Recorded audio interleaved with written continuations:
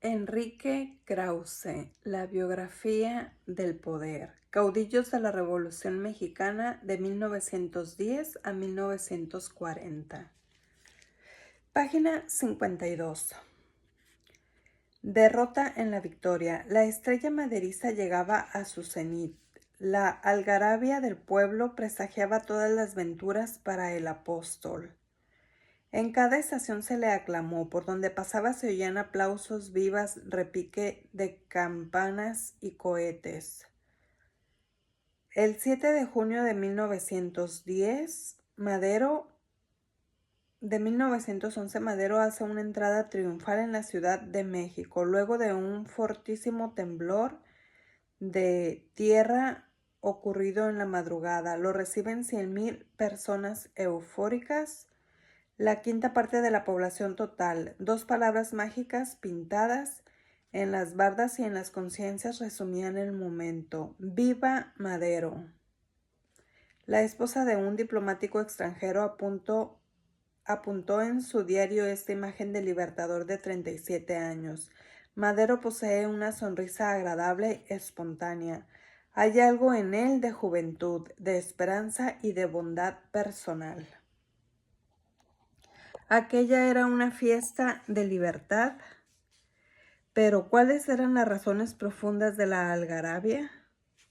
Daniel Cosío Villegas las expresó con sensibilidad y agudeza.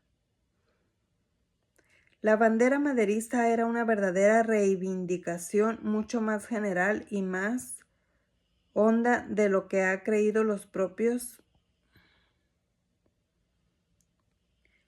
apologistas de la revolución. Era la reivindicación de la libertad individual para determinar la vida pública del país. Era la reivindicación del individuo contra el poder opresor del Estado, de la ley ante la fuerza, del gobierno de instituciones contra el gobierno personal y tiránicos. Era el reconocimiento del viejo apotegma bíblico de que no solo de pan vive el hombre, de que la satisfacción y el gusto del hombre proceden tanto del progreso material como del sentirse libre. Incluso se recuerda cuán vieja era la lucha del mexicano por la libertad, si se recuerda cuánto había sangrado por lograrla. Si se recuerda que la tuvo en sus manos hasta abusar de ella en la República restaurada. Si se recuerda, en fin, que durante el porfiriato la pierde hasta olvidar su pura imagen. Si se recuerda todo esto, tendrá que admitirse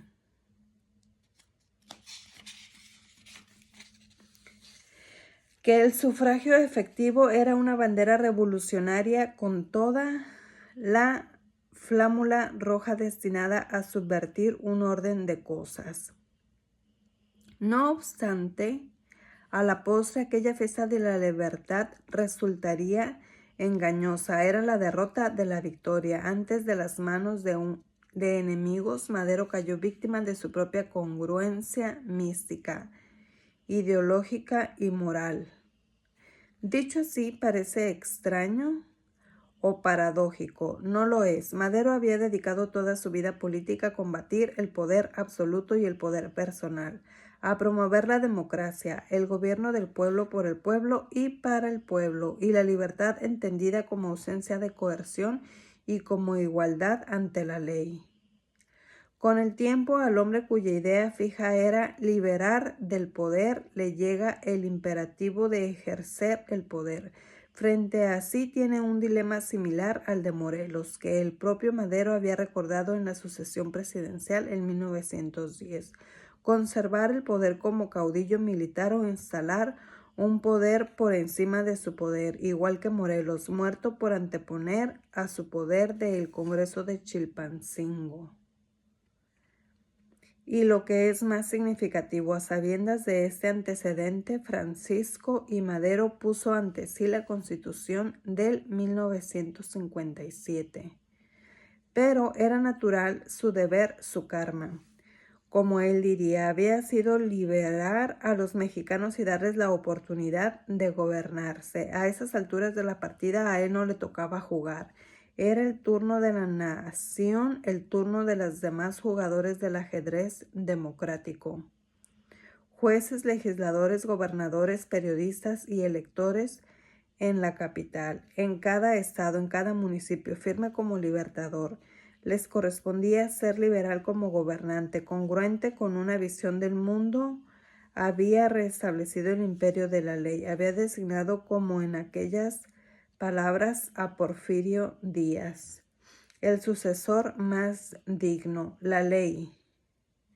Solo faltaba que el pueblo y sobre todo la clase política hicieran su parte. Dos de sus biógrafos más solventes, Charles Cumberland y Stanley R. Rose, atribuyen dos errores capitales a Madero: la concesión del interinato presidencial a Francisco León de la Barra y el licenciamiento de las tropas revolucionarias. El interinato implicaba una vuelta al régimen porfiriato. De poco servía la remoción de algunos gobernadores si las legislaturas permanecían intactas y por ende adversas, y nada más desalentador que licenciar a sus tropas. Era tanto como privar de legitimidad a la revolución. A la postre, Luis Cabrera tendría razón. Un cirujano tiene ante todo el deber de no cerrar la herida antes de haber limpiado la gangrena. Pero Madero no era un cirujano, sino un apóstol. Es significativo que así se le llamase en vida. Ponía toda su fe en la capacidad del pueblo a gobernarse a sí mismo con serenidad y sabiduría. La única imposición que se permitiría era la no imposición, ejercer la autocracia porfiriana, así fuese tenue o disfrazadamente. Debió de parecerle, si es que alguna vez lo pensó, un suicidio moral. Prefirió esperar a que la vida pública mexicana mostrara madurez democrática y usara responsablemente la libertad.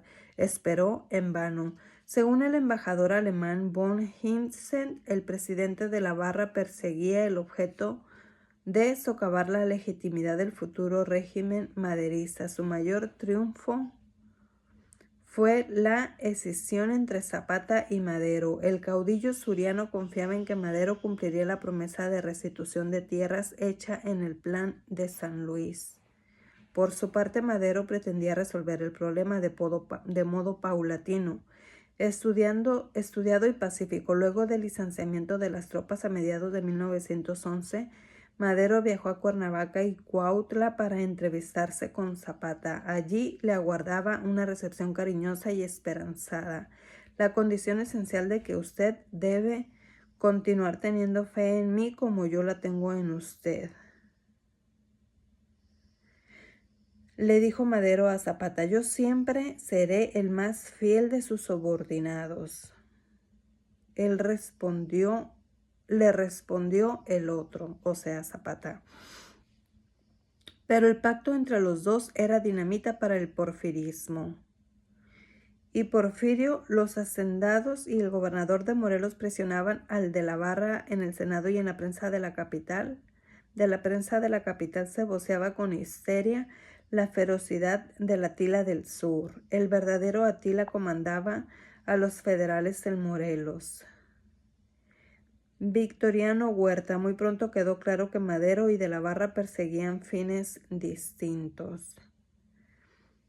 El 15 de agosto de 1911, desde Cuernavaca, Madero pide al presidente de la Barra amplias facultades para viajar a Cuautla, arreglar personalmente con Zapata el licenciamiento de tropas.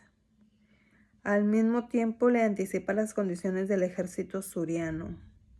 Nombrar un gobernador y un jefe de armas nativos de Morelos que ofrezcan garantías, cualquiera menos Figueroa, el rival guerrerense de Zapata. 3 días después, Madero se traslada a Cuautla como prueba de confianza frente a Zapata, a quien ha llamado integérrimo general.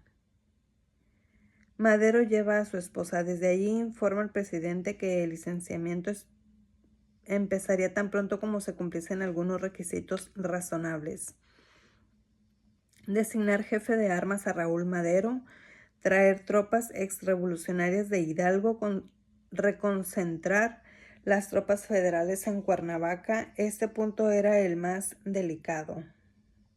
Debido a la actitud de Huerta, difícil vencer la desconfianza que no deja de ser justificada con la actitud asumida por el general Huerta, que sin órdenes expresas avanzó hasta Yautepec. El 19 de agosto Madero envía 2 comunicaciones. La primera muestra preocupación. Huerta y Blanquet son muy odiados en esta región y como a mí me engañó el primero, estas gentes de su confianza, esas gentes de su desconfianza llegan hasta temer que con cualquier pretexto desobedezcan al gobierno para provocar un conflicto, pues parece que es lo que desea. En el mismo texto sugería, ya que se instalara una comisión agraria local, horas más tarde el tono cobra tintes de alarma. Huerta ha atacado Yautepec. Tengo datos y fundamentos suficientes para asegurar a usted que el general Huerta está obrando de acuerdo con el general Reyes y no dudo que su proyecto sería alterar el orden con cualquier pretexto y con fines nada patrióticos. No solo los zapatistas repudiaban a Huerta y Blanquet y desconfiaban de la Barra, también la propia madre de Madero, doña Mercedes González Treviño, quien en esos días le escribe. El objeto de esa es decirte que quite las fuerzas federales, no antes con contemplaciones. Imponte un poquito el mismo de la Barra, porque si no tendremos que batallar. Hay que quitar a Huerta, a Blanquet, haz por mandarlo lejos. Están haciendo la contrarrevolución.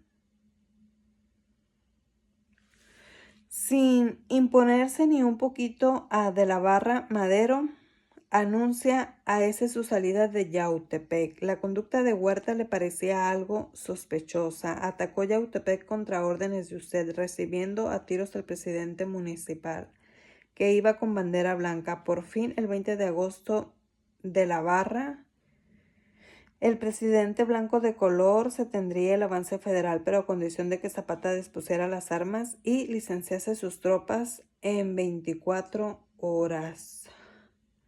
Por su parte, Madero insiste en la salida de Huerta. Y Blanquet, las noticias que usted ha recibido respecto a los desmanes de Zapata son grandemente exageradas.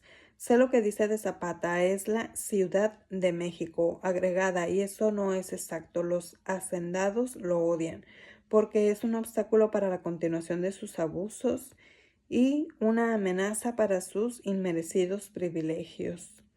De la Barra, en cambio, piensa que es verdaderamente desagradable tratar con un individuo Zapata de tales antecedentes, reafirma sus condiciones y defiende a Huerta como militar pundonoroso y leal.